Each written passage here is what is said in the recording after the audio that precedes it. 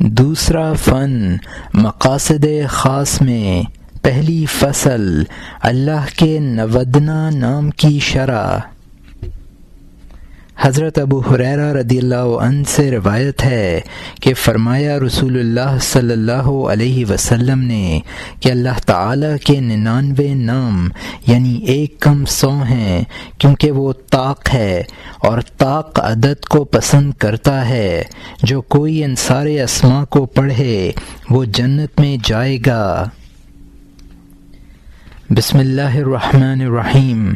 هو اللہ الذی لا الہ الا هو الرحمن الرحیم الملک القدوس السلام المومن المہیمن العزیز الجبار المتکبر الخالق الباری المصور الغفار القہار الوہاب الرزاق الفتاح العلیم القابض الباسط الخافض الرافع المعز المذل السمیع البصیر الحکم العدل اللطیف الخبیر الحلیم العظیم الغفور الشکور العلی الکبیر الحفیظ المقیت الحسیب الجلیل الکریم الرقیب المجیب الواسع الحکیم الودود المجید الباعث الشہید الحق الوکیل القوی المتین الولی الحمید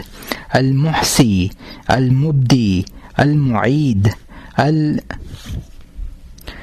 المحی الممیت الحی القیوم الواجد الماجد الاحد الصمد القادر المقتدر المقدم المؤخر الاول الآخر الظاہر الباطن الوالی المتعالی البر التواب المنتقم العفو الرعوف مالک الملک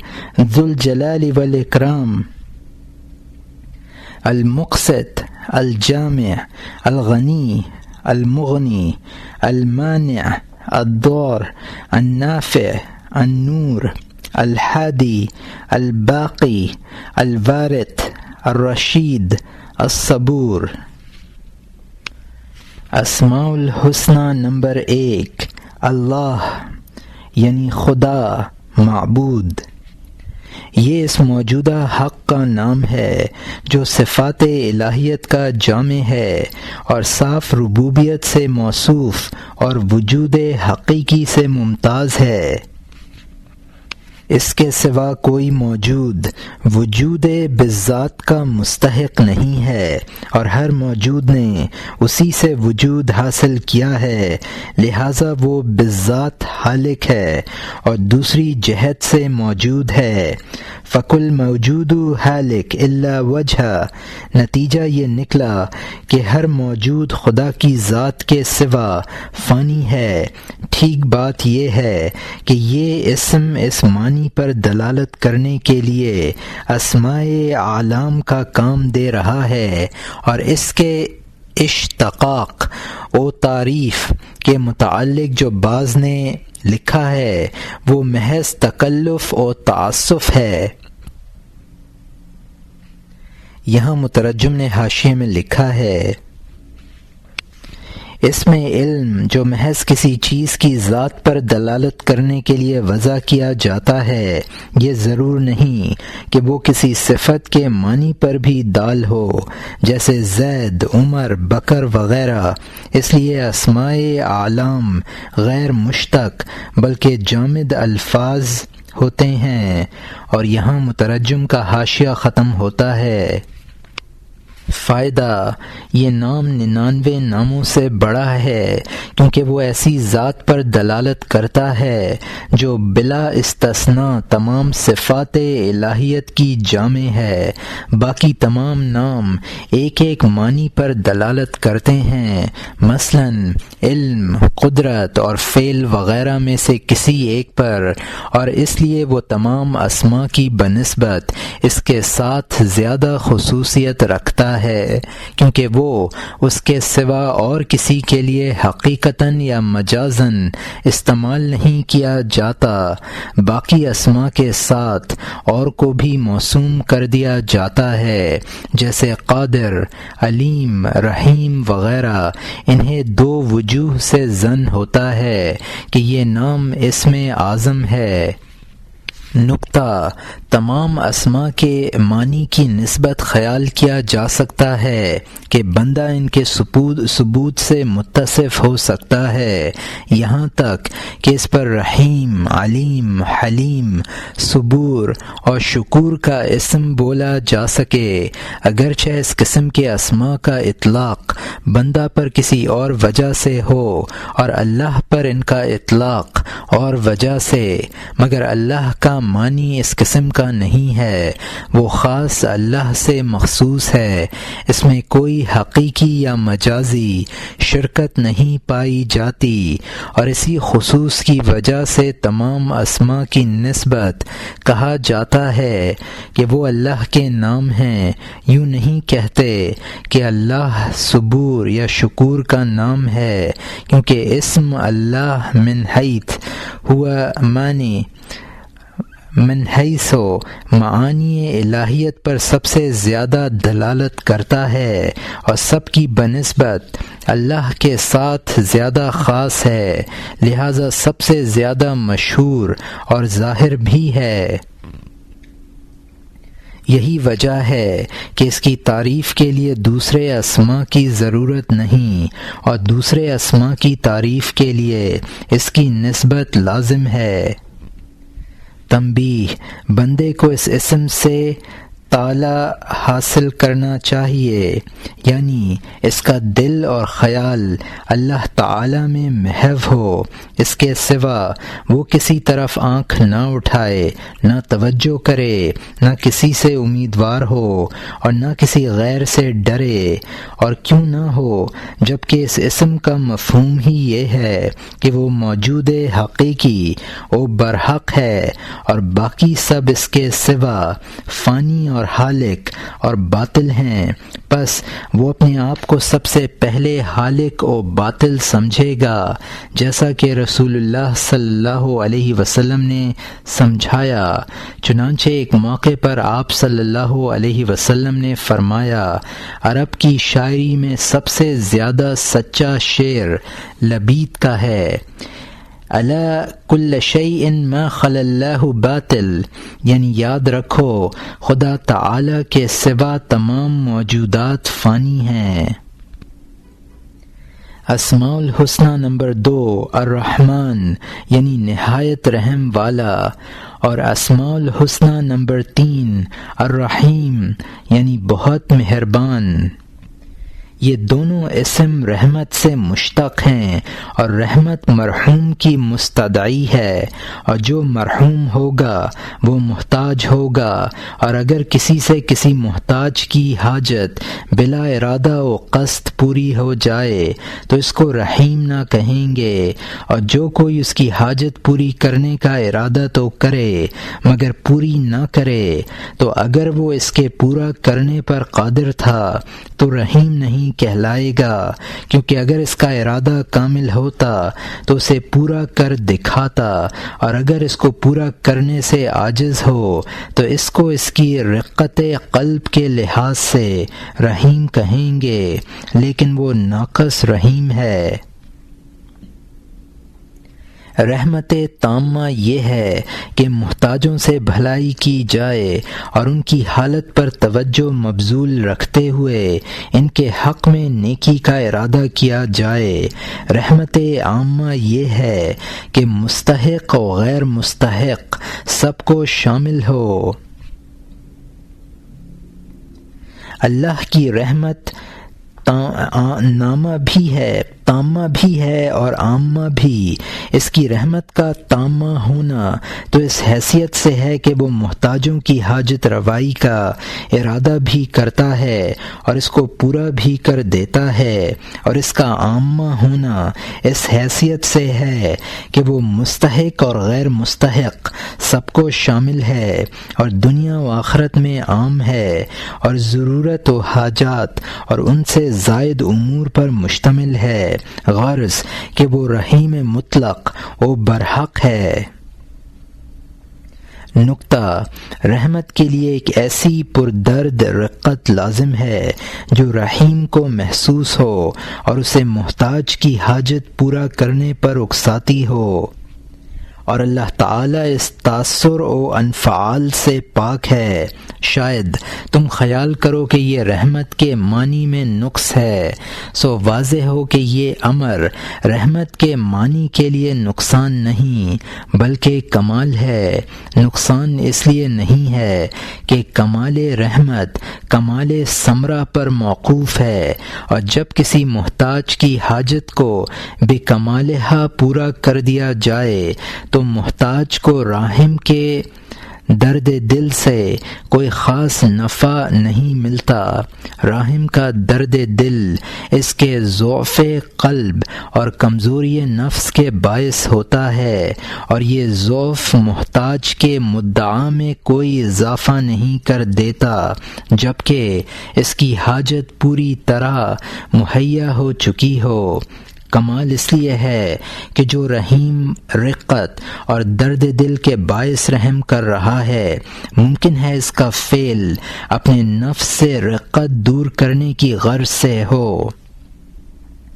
تو اس کا یہ معنی ہوگا کہ اپنے نفس کی رعایت کی اور نفس ہی کی غرض کے لیے سعی کی، اور یہ امر کمال رحمت کے لیے نقص ہے۔ کمال رحمت یہ ہے کہ راحم کی نظر مرحوم کی طرف مرحوم کی خاطر ہو، نہ کہ خود رقت کے درد سے آرام پانے کی غرض سے۔ فائدہ: الرحمن بنسبت الرحیم کے خاص ہے، اس لیے اللہ کے سوا اور کسی کے لیے استعمال نہیں کیا جاتا،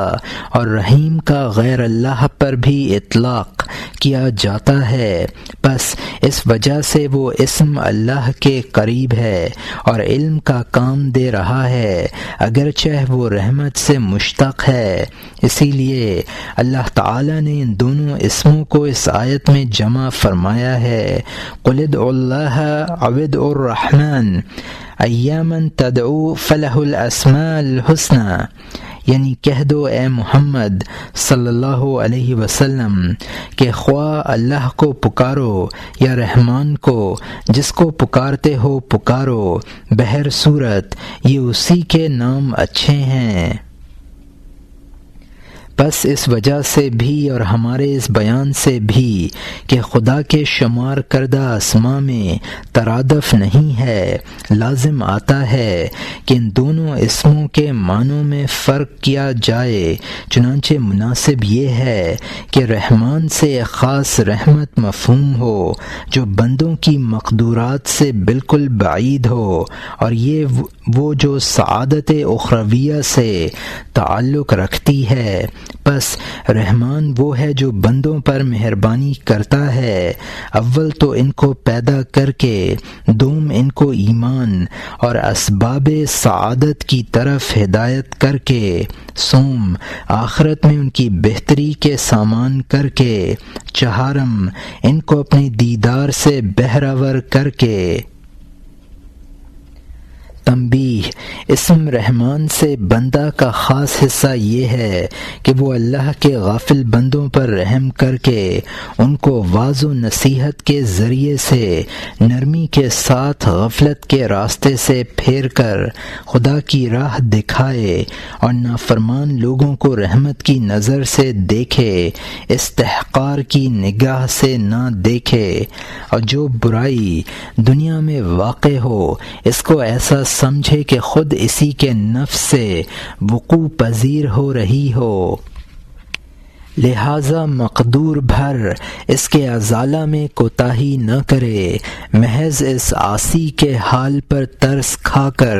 کہ بیچارہ کہیں خدا کے غضب میں گرفتار نہ ہو جائے اور اس کے قرب سے محروم نہ رہے۔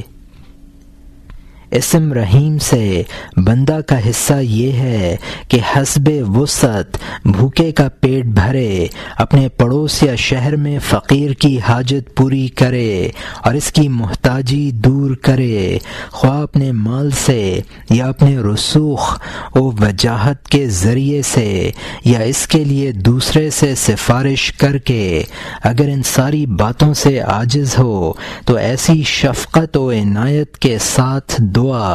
اور اظہار ہمدردی سے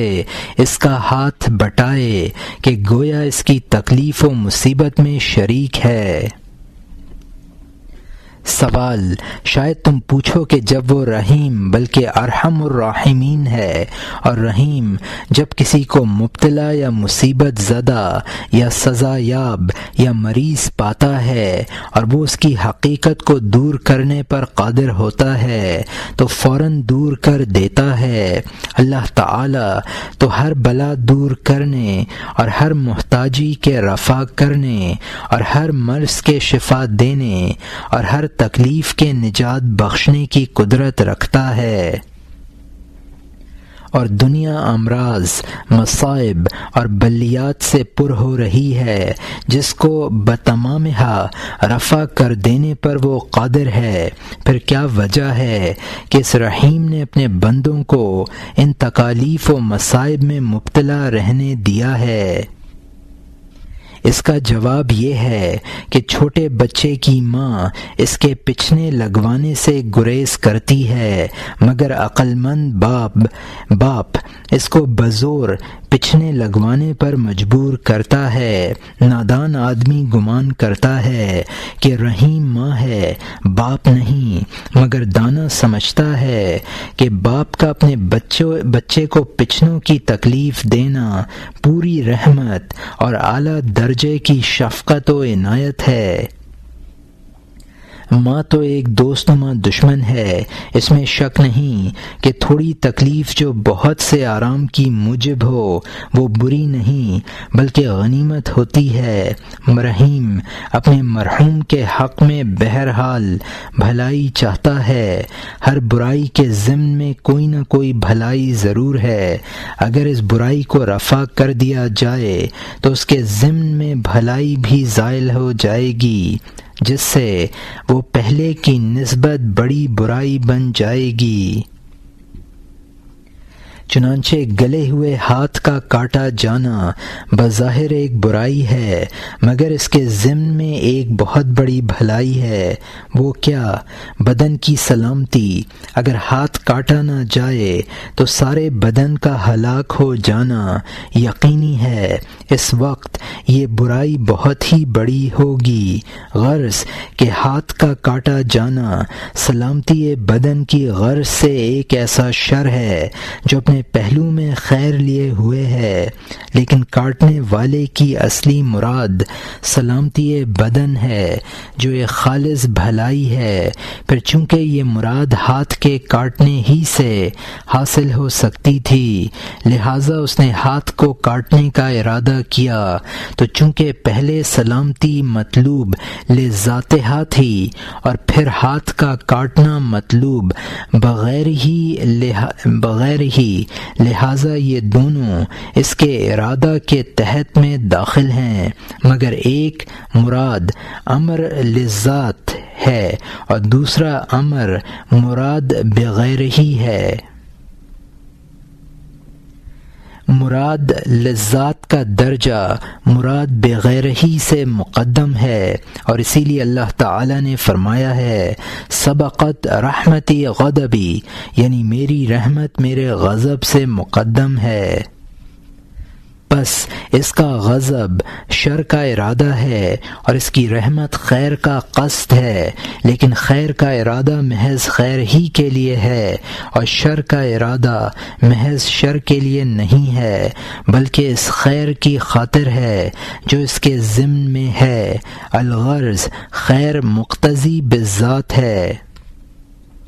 اور شر مقتضی بالعرض، اور ہر امر مقدر ہو چکا ہے، اور اس میں ہرگز کوئی بات منافی رحمت نہیں ہے۔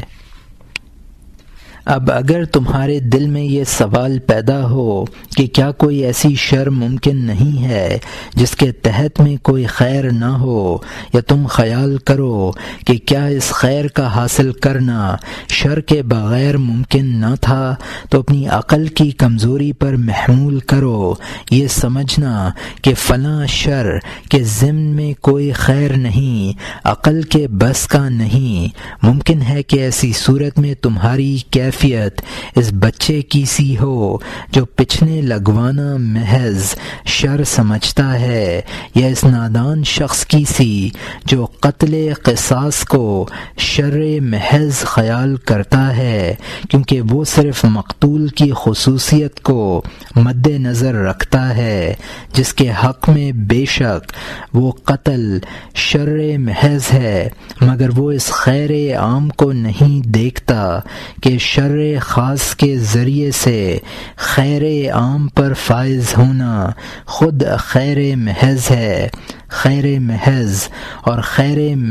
محض کو کسی صورت میں ہاتھ سے نہ دینا چاہیے۔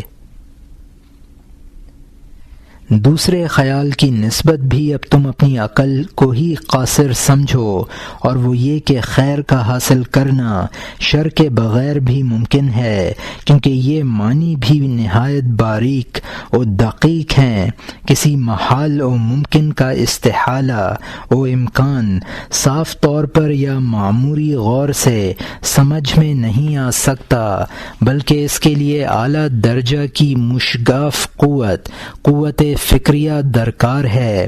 پھر بھی اکثر اہل فکر اس کے سمجھنے میں ناکام رہتے ہیں۔ ان دونوں باتوں میں تم اپنے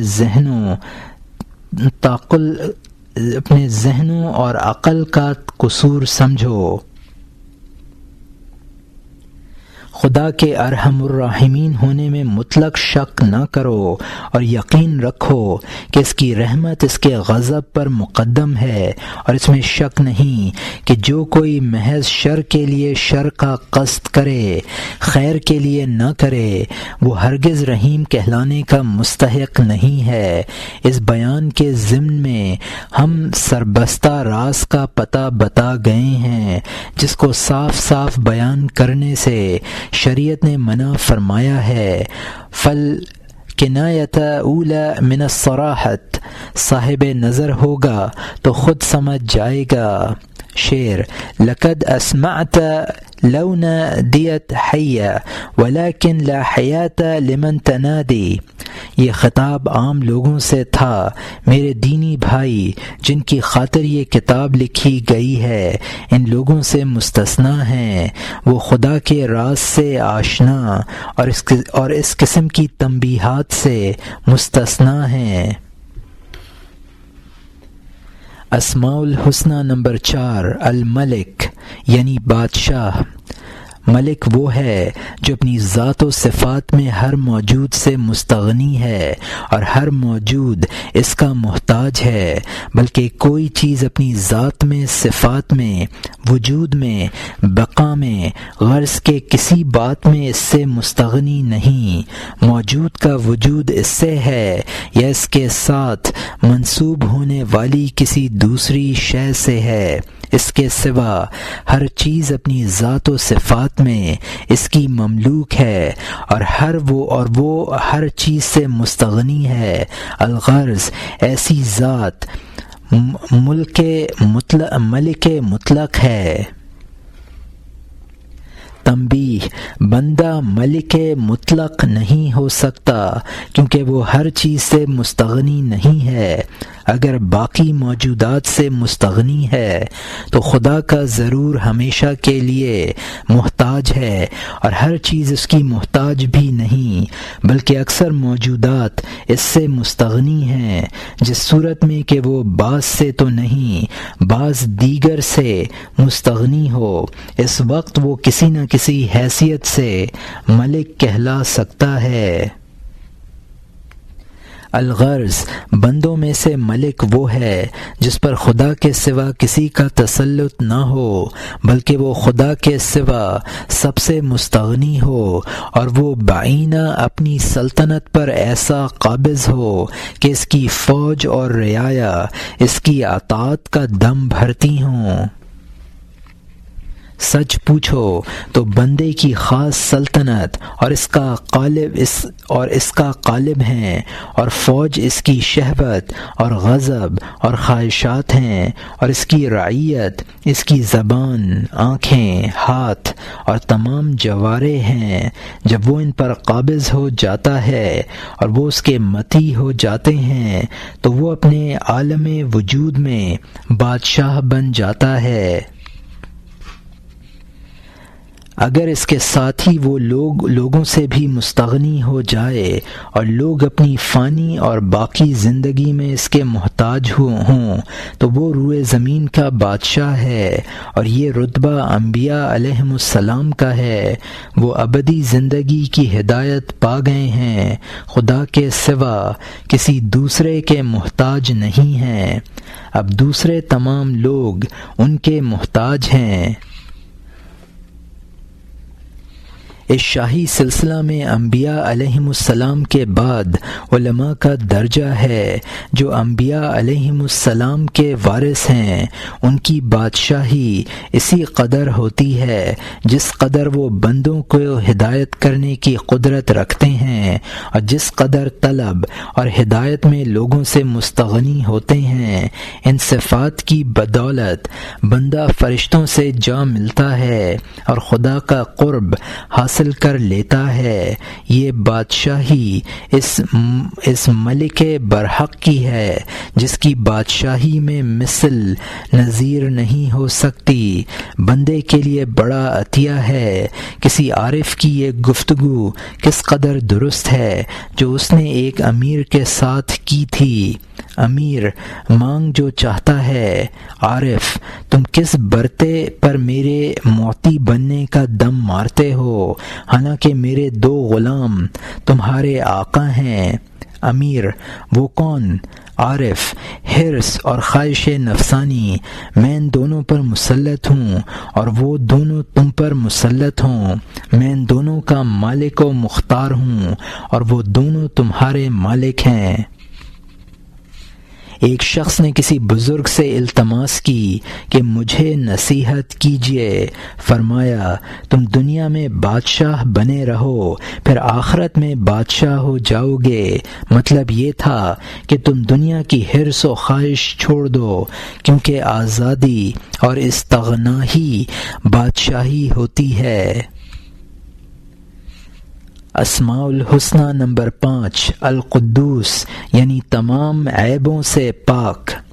قدوس کے معنی وہ ذات جو ان تمام اوصاف سے پاک ہے جن کو حس یا قوت خیال یا وہم یا عقل یا فکر ادراک کر سکیں۔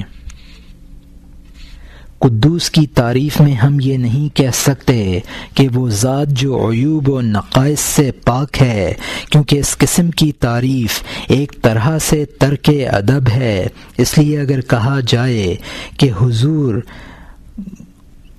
گو نردام اقبالہ قوم کے جلا ہے نہیں ہے نہ نائی ہیں تو خلاف ادب سمجھا جاتا ہے۔ وجہ یہ ہے کہ کسی صفت کی نفی سے اس کے امکان کا وہم ہوتا ہے، اور اس ایہام ہی میں نقص ہے۔ بلکہ میں یہ کہتا ہوں کہ قدوس کے معنی ہے وہ ذات جو اوصاف کمال میں سے اس وصف سے بھی پاک ہے جو اکثر لوگوں کے ظن میں ہے، کیونکہ وہ لوگ پہلے اپنے آپ میں غور کرتے ہیں، اپنی صفات کو پہچانتے ہیں اور ان کی 2 قسمیں قرار دیتے ہیں۔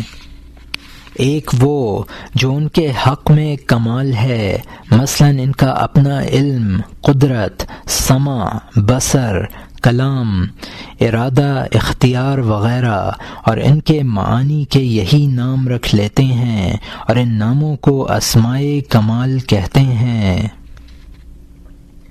دوم وہ جو ان کے لیے نقص ہیں، مثلا ان کا جہل، عجز، کورچشمی، بہراپن، گونگاپن وغیرہ، پس ان معانی کے یہی نام رکھ لیتے ہیں۔ وہ خدا کی زیادہ سے زیادہ تعریف یوں ہی کر سکتے ہیں کہ اس کو اپنے مذکورہ اوصاف کمال سے موصوف کریں اور اپنے مذکورہ نقص اس سے نفی کر دیں، حالانکہ وہ نہ صرف ان کے اوصاف نقص سے منزہ ہے بلکہ ان کے اوصاف کمال سے مبرہ ہے، بلکہ جو بڑی سے بڑی صفت مخلوق کے تصور میں آ سکتی ہے وہ اس سے اور اس میں مشابہ و مماثل صفات سے پاک ہے۔ اگر ان صفات کی اطلاق کی اجازت نہ ہوتی تو ان میں سے اکثر کا اطلاق نہ درست ہوتا۔ مقدمہ کی چوتھی فصل میں ہم یہ بات بخوبی سمجھا آئے ہیں، اعادہ کی ضرورت نہیں۔ تنبیہ: بندہ کا قدس یہ ہے کہ اپنے ارادہ اور علم کو منزہ کرے، علم کو متخیلات، محسوسات، موہومات سے اور ان تمام ادراکات سے جن میں بہائم شریک ہیں پاک کرے، بلکہ اس کی جولانی نظر اور تگاپوئے علم ان ازلی و الہی امور کے لیے ہو جو نہ قریب ہیں کہ حس کے ساتھ محسوس ہوں، نہ بعید ہیں کہ حس سے غائب ہوں، بلکہ وہ فی نفسی ہی محسوسات اور متخیلات سے پاک ہو جاتا ہے اور علوم سے اس طرح مستفید رہتا ہے کہ اگر اس کے حس و تخیل کا اعلیٰ مفقود بھی ہو جائے تو پھر بھی وہ ان علوم شریفہ و کلیہ و الہیہ سے سیراب ہوتا رہتا ہے جو ازلی و ابدی معلومات سے تعلق رکھتے ہیں اور ان شخصی حیثیات سے جدا ہیں جو سدا متغیر و مستحیل ہوتی رہتی ہیں۔ اپنے ارادہ کو انسانی لذات کے ساتھ تعلق رکھنے سے پاک کرے جو شہوت اور غضب کی مقتضیات اور خوراک، جمع، لباس، نظارہ کی لذائذ کہلاتی ہیں، اور ان لذتوں سے بھی پاک کرے جو صرف حس اور قلب کے واسطے سے حاصل ہوتی ہیں، غرض کہ خدا کے سوا کوئی اس کے ارادہ کا مطمع نظر نہ ہو، خدا کی ذات کے سوا کسی چیز میں اس کو لذت نہ ملتی ہو، خدا کے دیدار کے سوا کسی چیز کا اس کو شوق نہ ہو، خدا کے قرب کے سوا کسی چیز سے اس کو مسرت نہ ہوتی ہو، اگر اس کی بجائے اس کو جنت اور اس کی تمام نعمتیں بھی دلائی جائیں تو وہ آنکھ اٹھا کر بھی نہ دیکھے اور گھر والے کو چھوڑ کر خالی گھر پر کبھی راضی نہ ہو۔ الغرض حسی و خیالی ادراکات میں تو بہائم بھی اس کے شریک ہیں، لہٰذا اس کو چاہیے کہ اس رتبہ کو چھوڑ کر اس درجہ پر ترقی کرے جو انسان سے مخصوص ہے۔ بشری شہوانی لذات میں بھی بہائم مقابلہ کرتے ہیں، لہٰذا ان کو ترک کر دینا چاہیے۔ خلاصہ کلام یہ کہ صاحب ارادہ کی عظمت اس کی مراد کی عظمت کے موافق ہے۔ فمن ہمتہ ما يدخل فی بطنہ فقیمت ما یخرج منہ، چنانچہ جس شخص کا منتہائی ہمت وہی ہے جو پیٹ میں ٹھوس لیا تو اس کی قیمت بھی وہی ہوگی جو اس سے نکلتا ہے، اور جس شخص کا منتہائی ہمت خدا کے سوا کوئی نہ ہو تو اس کا درجہ بھی حسب ہمت ہے۔ جس شخص کا علم محسوسات و تخیلات کے درجہ سے ترقی کر گیا اور ارادہ مقتضائے شہوات سے پاک ہو گیا وہ بارگاہ قدس میں باریاب ہوا۔ اسماء الحسنی نمبر 6 السلام، یعنی تمام نقصانات سے محفوظ۔ سلام وہ ہے جس کی ذات عیب سے اور صفات نقص سے اور افعال شر سے محفوظ ہے، اور جب ایسا ہے تو جون سی بھی سلامتی موجود ہے وہ اس کے ساتھ منسوب یا اس سے صادر شدہ ہے۔ اور تم اوپر یہ بات بخوبی سمجھ آئے ہو کہ خدا تعالی کے افعال شر سے محفوظ ہیں، یعنی اس شر مطلق سے لذات مراد ہو اور اس کے ضمن میں کوئی خیر اس سے بڑھ کر نہ ہو اور کوئی شر اس قسم کی موجود نہیں ہے، کما سبق العلم الیہ۔ تنبیہ: جس بندہ کا دل بدظنی، کینہ، حسد اور ارادہ شر سے محفوظ رہے اور اس کے اعضاء معصیات و منہیات سے سلامت ہیں اور اس کی صفات کجی اور برگشتگی سے بچے رہیں، وہ صحیح و سالم دل کے ساتھ خدا کو ملے گا، اور یہ وہ بندہ ہے جو السلام کے خطاب کا مستحق اور اپنی صفات کے لحاظ سے اس السلام حقیقی کے اوصاف سے قریب ہے جس کی صفات کی مثل و نظیر نہیں ہو سکتی۔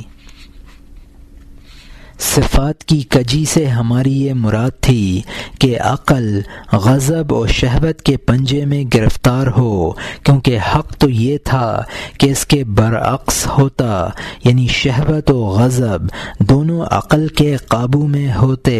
جب حالت اس کے برعکس ہوئی تو کجی و برگشتگی لازم تھی۔ جب بادشاہ رعیت بن جائے اور مالک غلام ہو جائے تو سلامتی کیسی؟ سلام سے وہ شخص متصف ہو سکتا ہے جس کی زبان اور ہاتھوں سے لوگ سلامت ہوں، اور جو شخص خود اپنے آپ سے سلامت نہیں ہے وہ اس خطاب کا کیوں کر مستحق ہو سکتا ہے؟ اسماء الحسنی نمبر 7 المؤمن، یعنی اپنے وعدے میں سچا یا اپنے عذاب سے امن دینے والا۔ مومن سے مراد وہ ذات ہے جو اسباب امن مہیا کرنے اور خوف و خطر کی راہیں بند کرنے والا ہو، اور اسی لیے امن و امان اس سے منسوب کیا جائے۔ امن خوف ہی کے مقام میں متصور ہو سکتا ہے، اور خوف ہمیشہ ہلاکت یا نقصان کے احتمال سے ہوتا ہے، اور مومن مطلق وہ ذات ہے کہ جس قدر امن و امان تصور میں آ سکتا ہے وہ اس سے مستفاد ہو، وہ ذات پاک اللہ تعالی ہے۔ اندھا چونکہ کچھ نہیں دیکھ سکتا اس لیے وہ ہلاکت کے پیش آ جانے سے ڈرتا ہے۔ ثابت ہوا کہ اس کی آنکھیں ہلاکت سے امن دلاتی ہیں۔ کٹے ہوئے ہاتھوں والا بھی کسی ایسی آفت سے غیر مطمئن ہے جس کا دفیع ہاتھوں سے ہو سکتا ہے، پس سالم ہاتھ بھی آفت سے امن دلانے والا ہوا۔ الہٰذا تمام حواس اور اعضائے بدن اور المومن ان سب اعضاء کا خالق اور نقش بنانے والا، مکمل کرنے والا اور طاقت بخشنے والا ہے۔ فرض کرو ایک کمزور آدمی دشمنوں سے بچنے کے لیے مارا پھر رہا ہے، سخت مشکل میں گھر گیا ہے، ہاتھ پاؤں میں سکت نہیں رہی ہے۔ اگر سکت ہے تو پاس کوئی ہتھیار نہیں،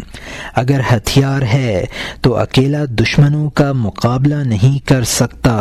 اگر اس کے پاس فوج ہے تو اس کے شکست پانے کا اندیشہ ہے، کوئی قلعہ بھی نہیں کہ اس میں پناہ گزین ہو۔ بیٹھے ایسی حالت میں اس کو ایک ایسا مددگار مل جاتا ہے جو اس کی کمزور طاقت میں جان ڈال دیتا ہے، اپنی غیبی فوج اور اسلحہ سے اس کی مدد کرتا ہے اور اس کے ارد گرد ایک قلعہ بنا کھڑا کرتا ہے۔ یہ مددگار جس نے اس کو پورا امن و امان بخشا ہے، فی الواقع المومن کہلانے کا مستحق ہے۔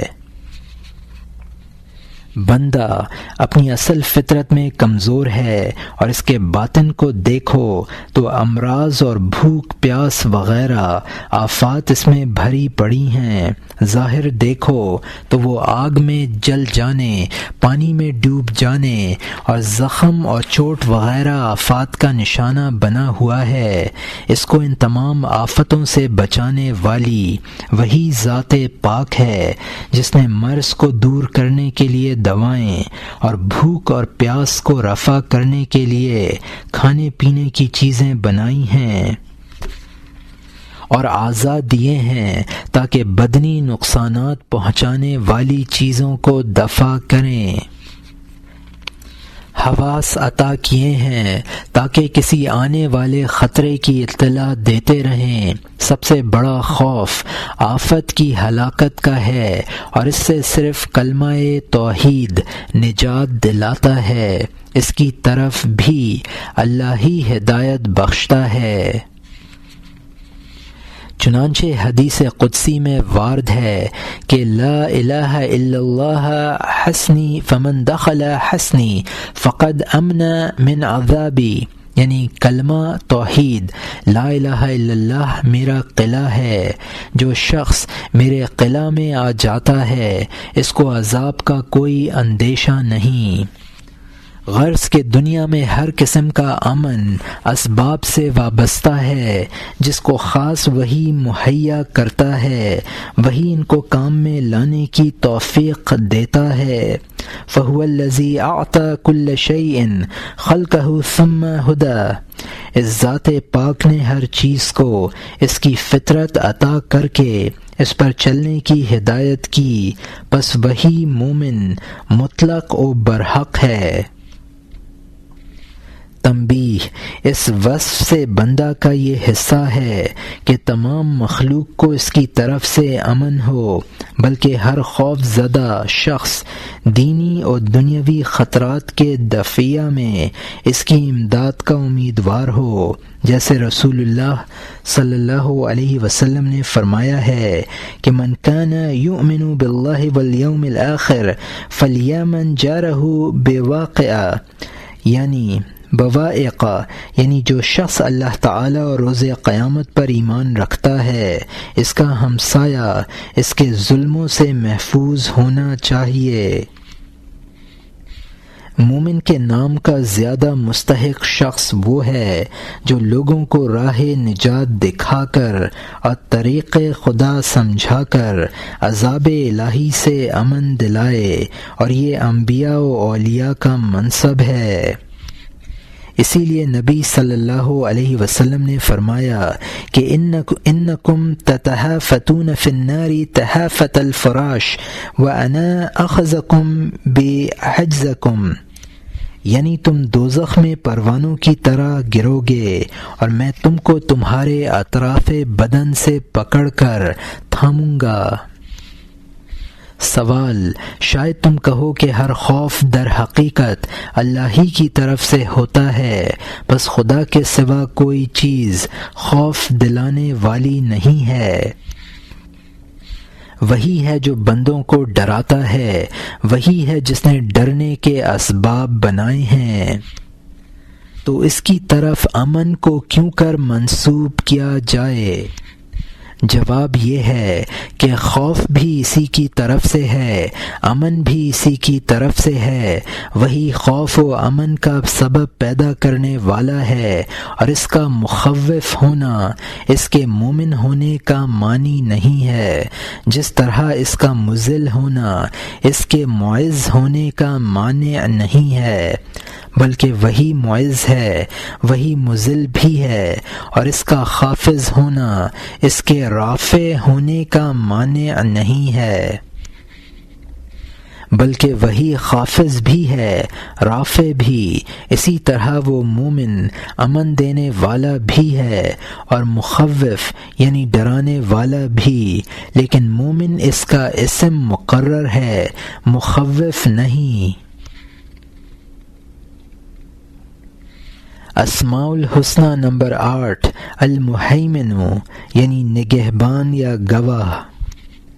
اللہ تعالیٰ کے حق میں اس کے معنی یہ ہیں کہ وہ اپنی مخلوق کے عملوں، رزقوں اور عمروں کا انصرام کر رہا ہے۔ اس کا انصران اپنی اطلاع اور غلبہ اور حفظ کے ساتھ ہے۔ جو کوئی کسی امر کے تمام حالات سے واقف، اس پر قابض اور اس کا حافظ ہو، وہ اس کا مہیمن کہلاتا ہے۔ حالات کی واقفیت کا مطلب علم ہے۔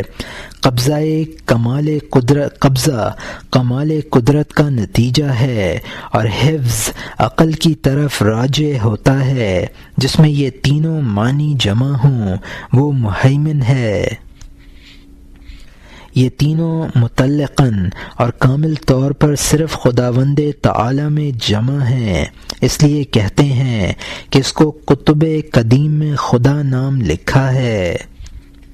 تنبیہ: جو شخص لگاتار اپنی اخلاقی حالت کے متعلق غور کرتا رہے یہاں تک کہ اس کے تمام نشیب و فراز اور اسرار سے واقف ہو جائے، اور ساتھ ہی اپنے دل کے احوال و اوصاف کو درست رکھنے پر قادر ہو جائے اور ہمیشہ اس کی درست حالت قائم رکھنے میں مصروف رہے، وہ اپنے دل کا مہیمن ہے، اور اس کی واقفیت اور قدرت اور حفظ کا دائرہ وسیع ہو گیا، یہاں تک کہ وہ دوسرے بندوں کے باطنی اسرار سے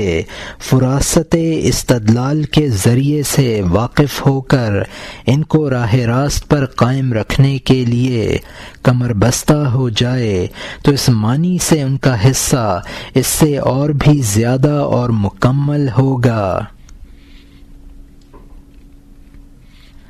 اسماء الحسنہ نمبر 9 العزیز یعنی غالب، قوی، قاہر۔ عزیز کے معنی وہ عالی قدر شے جس کی مثل شاذ و نادر مل سکتی ہو، جس کی از حد حاجت ہو اور جس کا حاصل ہونا بھی مشکل ہو۔ کسی شے میں جب تک یہ تینوں معانی جمع نہ ہوں اس میں اسم عزیز کا اطلاق نہیں ہو سکتا۔ بہت سی اشیاء ایسی ہیں کہ ان کی نظیر تو کم ملتی ہے، لیکن چونکہ نہ ان کی شان بڑی ہے اور نہ ان سے چندہ زیادہ نفع ملتا ہے، اس لیے وہ عزیز نہیں کہلاتی۔ بہت سی چیزیں ایسی بھی ہیں کہ ان کی شان بھی بڑی ہے، فائدہ بھی ان سے بہت ہیں اور ان کی نظیر بھی کوئی نہیں، لیکن چونکہ ان کا حصول چندہ دشوار نہیں ہے اس لیے ان کو عزیز نہیں کہا جاتا۔ مثلاً سورج اور زمین جن کی کوئی نظیر نہیں ہے اور دونوں سے اپنی اپنی جگہ نفع بھی بہت ملتا ہے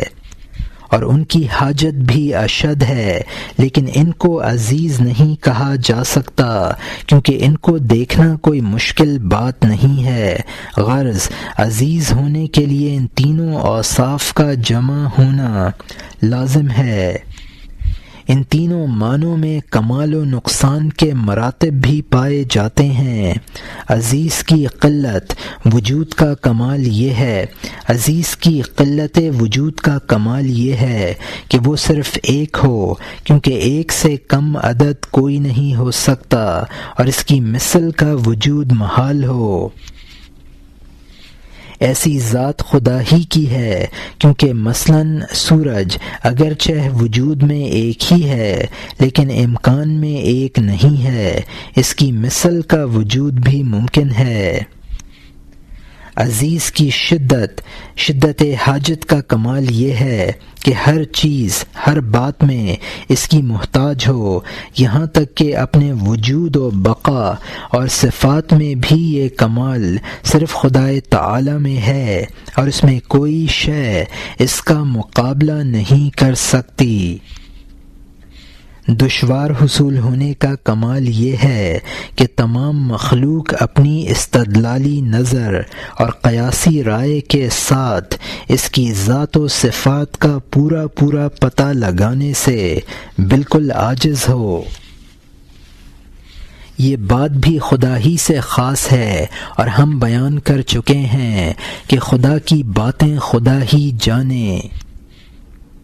الغرض وہ ایسا عزیز مطلق و برحق ہے کہ اس کی صفت میں کوئی اس کا مقابلہ نہیں کر سکتا۔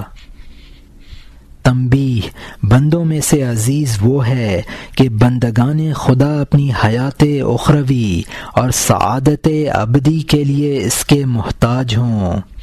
ایسا رتبہ بلا شبہ بہت کم لوگوں کو میسر ہوتا ہے۔ یہ رتبہ انبیاء صلوات اللہ علیہم کا ہے۔ پھر ان کے بعد عزت میں مشارک وہ لوگ ہیں جو ان کے قرب زمانہ سے ممتاز ہیں، جیسے خلفائے راشدین اور انبیاء علیہم السلام کے وارث یعنی علماء کرام۔ اسماء الحسنی نمبر 10 الجبار یعنی بڑے دباؤ والا۔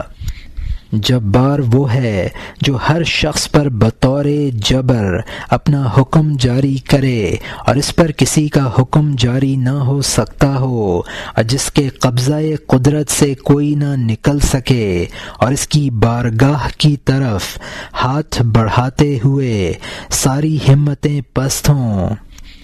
تو جبار مطلق صرف اللہ تعالی ہے، کیونکہ وہ ہر ایک کو مجبور کر سکتا ہے، اس کو کوئی مجبور نہیں کر سکتا،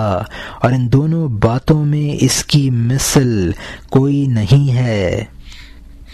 تنبیہ: بندوں میں سے جبار وہ ہے کہ اتباع کے درجہ سے ترقی کر کے دوسروں کو اپنا تابع بنائے اور سب سے بڑا رتبہ حاصل کرے، حتیٰ کہ لوگوں کو اپنی حیت و صورت سے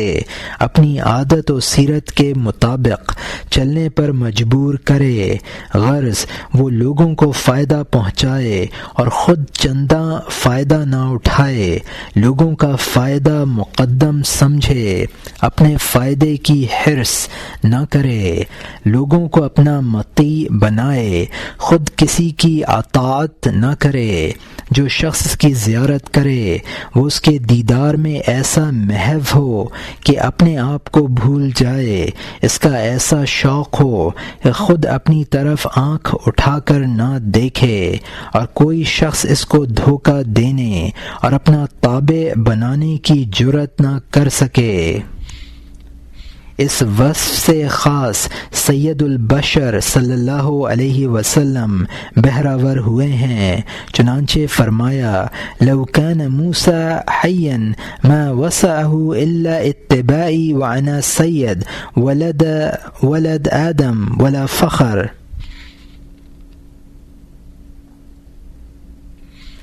یعنی اگر موسیٰ علیہ السلام بھی زندہ ہوتے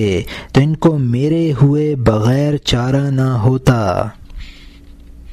اور میں اولاد آدم علیہ السلام کا سردار ہوں، اور میرے لیے یہ بات باعث فخر نہیں۔ اسماء الحسنی نمبر 11 المتکبر یعنی عظمت و بزرگی والا۔ متکبر وہ ہے جو اپنے مقابلے میں سب کو حقیر سمجھتا ہو اور بزرگی و عظمت کا حقدار صرف اپنے آپ کو جانتا ہو، اس لیے دوسروں کو غلاموں کی حیثیت سے دیکھتا ہو۔ اگر یہ بات صحیح ہو تو وہ تکبر حق اور اس کا فاعل متکبر برحق ہوگا، اور یہ بات علی الاطلاق خاص خدا کے لیے متصور ہے۔ اگر وہ تکبر اور استعظام باطل ہو اور اس متکبر کو فی الحقیقت امتیازی عظمت جو اس کے زعم میں ہے حاصل نہ ہو تو اس کا تکبر بے جا اور مذموم ہوگا۔ خدا کے سوا جو شخص خاص اپنے آپ کو عظمت و بزرگی کا مستحق قرار دے، اس کا قیاس غلط اور اس کی نظر باطل ہے۔ تنبیہ: بندوں میں سے متکبر وہ زاہد ہے جو عارف بھی ہو عارف کے زاہد ہونے کا مطلب یہ ہے کہ مخلوق میں سے جو چیز اس کے دل کو اپنی طرف کھینچتی ہو وہ اس سے کنارہ کش ہو جائے اور اللہ تعالی کے سوا باقی ہر چیز سے اپنے آپ کو بڑا سمجھے۔ اس لیے وہ دنیا و آخرت سب کو حقیر سمجھے گا اور ان کو خدا کی یاد میں خلل انداز ہونے کے باعث اپنی نظروں سے گرا دے گا۔ غیر عارف کا زہد ایک قسم کا معاملہ اور معارضہ ہے، کیونکہ وہ متاع دنیا کے عوض میں متاع آخرت کی خریدار کرتا ہے۔ ایک چند روزہ چیز سے اس لیے دست بردار ہوتا ہے کہ اس کے عوض میں دائمی نعمت کئی گنا حاصل کرے۔ یہ بے سلم نہیں تو اور کیا ہے۔ جس شخص کو نعمتیں کھانے اور عیش منانے کی خواہش اپنا غلام بنائے ہوئے ہو وہ حقیر ہے۔ متکبر وہی شخص ہے جو ہر نفسانی خواہش کو اس خیال سے حقیر سمجھتا ہو کہ ان میں چوپائے بھی شریک ہیں۔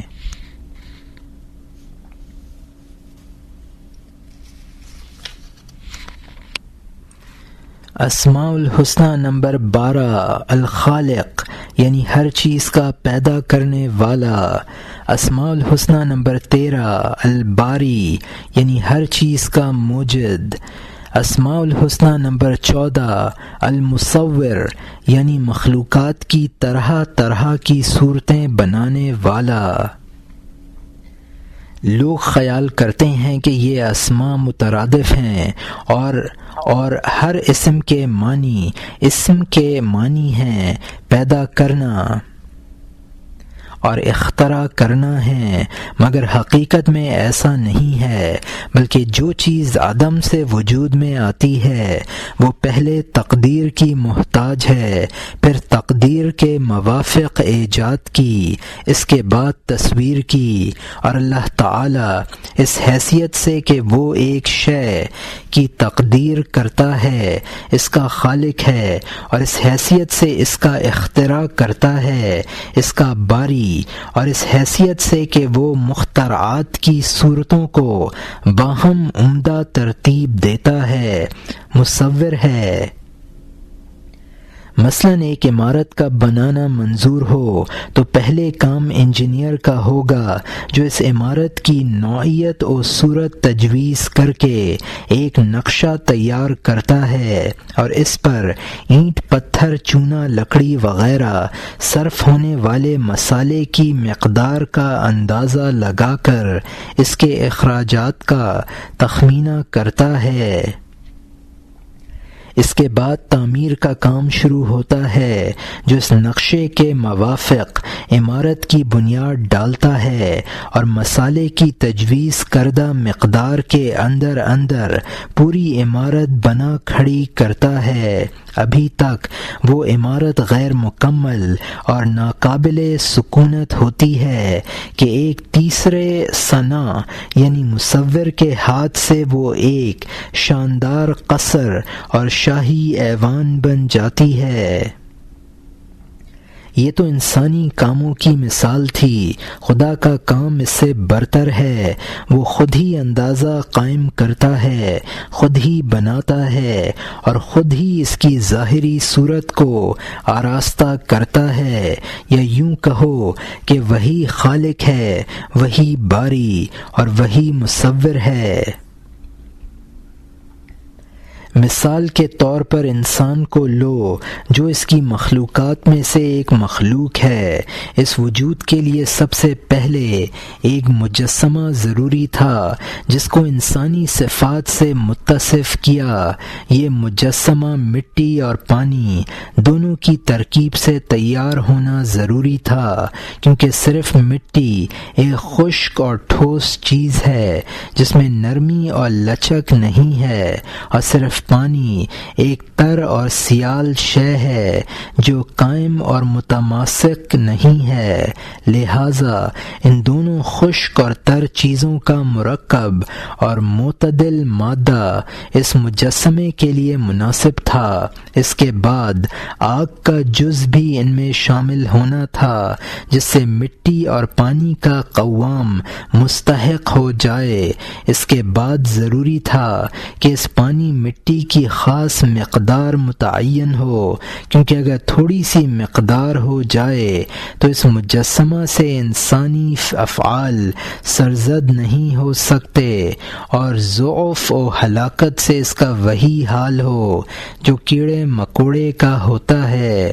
اتنی بڑی مقدار بھی فضول تھی کہ یہ مجسمہ پہاڑوں اور ٹیلوں کے برابر بن جاتا، کیونکہ اتنے بڑے قد اور جسامت کی کوئی حاجت نہ تھی۔ یہ ساری باتیں اندازہ اور تجویز ہیں، جن کو دوسرے لفظوں میں تقدیر کہتے ہیں۔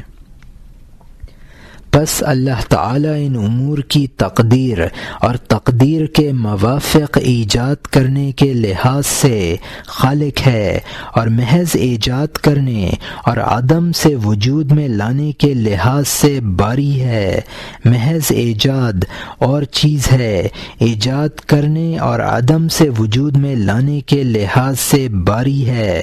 محض ایجاد اور چیز ہے، اور ایجاد بوفق تقدیر اور چیز۔ اسم مصور خدا پر اس حیثیت سے صادق آتا ہے کہ اس نے تمام اشیاء کی صورتوں کو نہایت خوبی سے مرتب کیا ہے اور ان کو اچھی صورت پر بنایا ہے، اور یہ اوصاف فعل سے ہے۔ اس کی حقیقت وہی شخص جان سکتا ہے جو تمام عالم صورت کو پہلے بالاجمال اور پھر بالتفصیل جانتا ہو، کیونکہ تمام عالم ایک شخص کا حکم رکھتا ہے جو باہم ایک دوسرے کو کسی غرض مطلوب پر مدد دینے والے اعضاء سے مرکب ہو۔ اس کے اعضاء و اجزاء آسمان اور ستارے اور زمین اور ان کے مابین کی اشیاء مثلا پانی، ہوا وغیرہ ہیں۔ اس کے اجزاء ایسی محکم ترتیب سے مرتب ہیں کہ اگر اس ترتیب میں تغیر آ جائے تو نظام میں خلل آ جائے۔ اس لیے جو جز اوپر رہنا چاہیے وہ بالائی سمت سے مخصوص ہے، اور جو نیچے ہونا مناسب ہے وہ زیریں سمت سے خاص ہے۔ جیسے کہ معمار دیواروں کی بنیاد میں پتھر اور ان کے بالائی حصے پر لکڑی رکھتا ہے، نہ اتفاقاً بلکہ اس کے نزدیک یہ ترتیب مکان کی مضبوطی کے لیے ضروریات سے ہے۔ اگر اس ترتیب کے خلاف پتھر کو اوپر اور لکڑی کو نیچے رکھا جائے تو عمارت ضرور منہدم ہو جاتی اور بنیاد ہرگز قائم نہ ہو سکتی۔ اس پر ہم قرۂ ارض اور قرہ وغیرہ کا نیچے ہونا اور ستاروں کا اوپر ہونا قیاس کر سکتے ہیں۔ اگر تھوڑے سے جز عالم کا ذکر اور ان کی ترتیب کی حکمت بیان کرنے لگیں تو ایک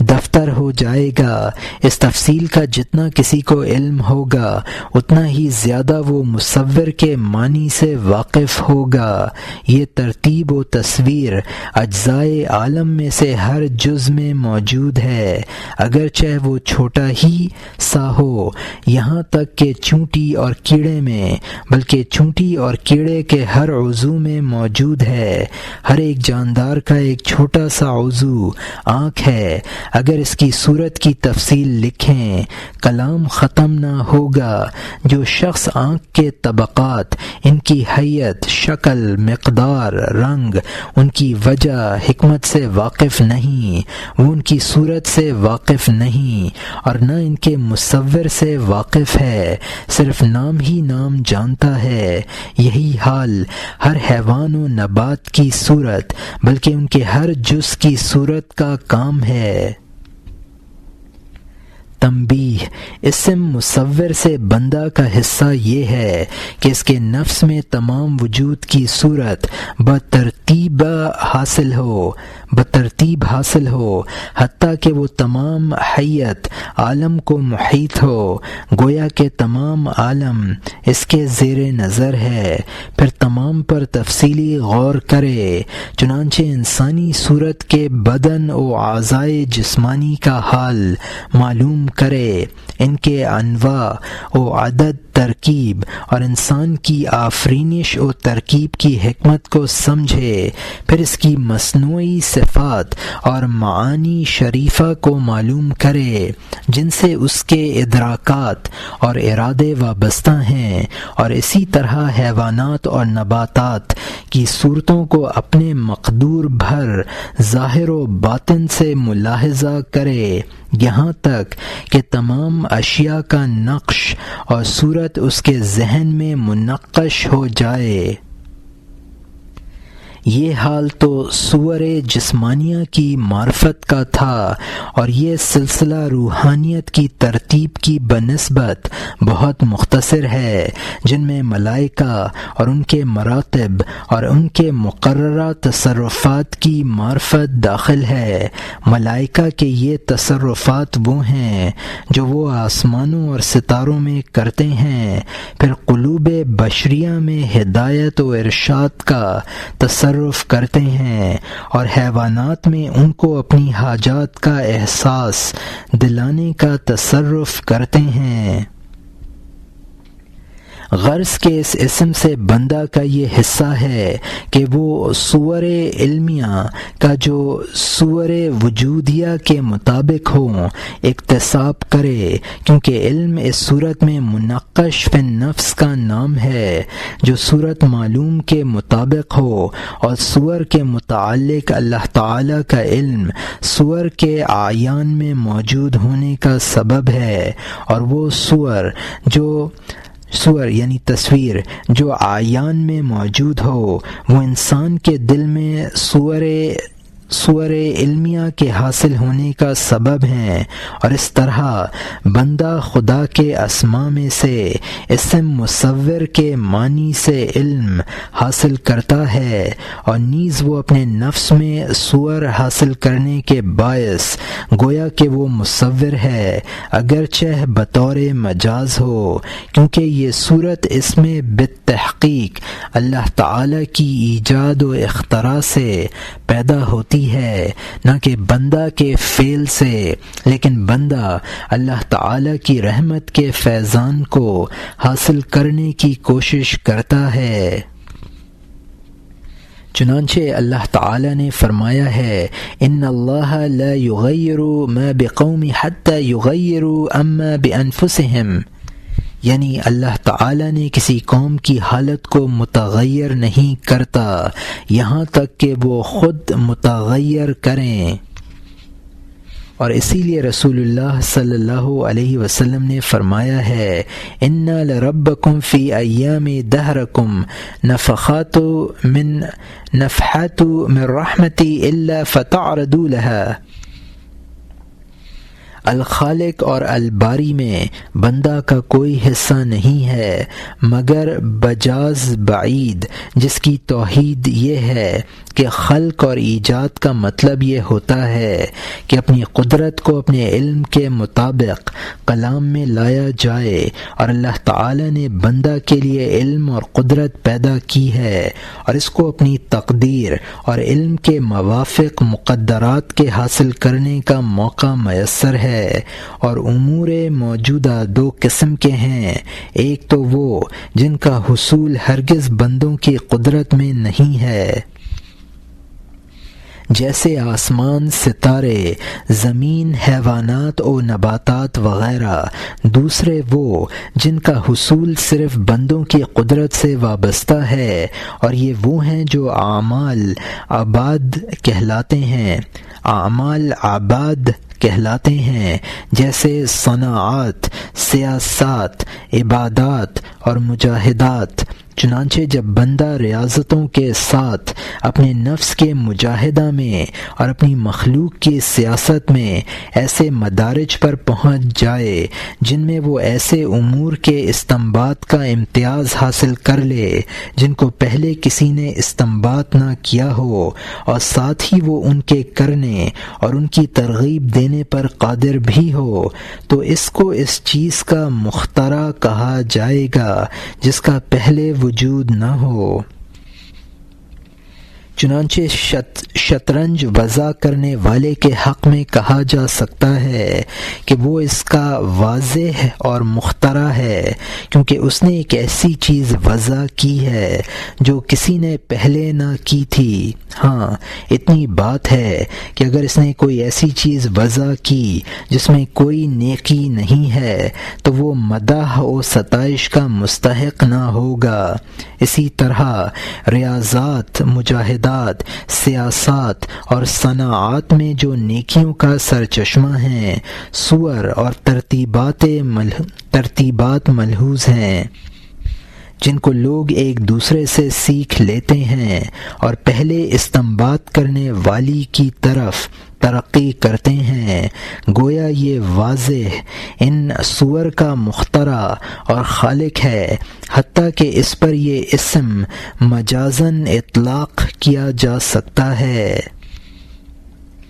اللہ کے اسماء میں سے کئی اسماء ایسے ہیں جن کو بندہ کی طرف مجازاً نقل کیا جائے گا۔ اس قسم کے اسماء بہت ہیں اور بعض ایسے اسماء ہیں جو زندہ کے حق میں حقیقتاً ہوتے ہیں اور اللہ کے حق میں مجازاً، جیسے الصبور، الشکور۔ یہ مناسب نہیں ہے کہ اسم کی مشارکت تو دیکھ لی جائے مگر مذکورہ تفاوت پر غور نہ کیا جائے۔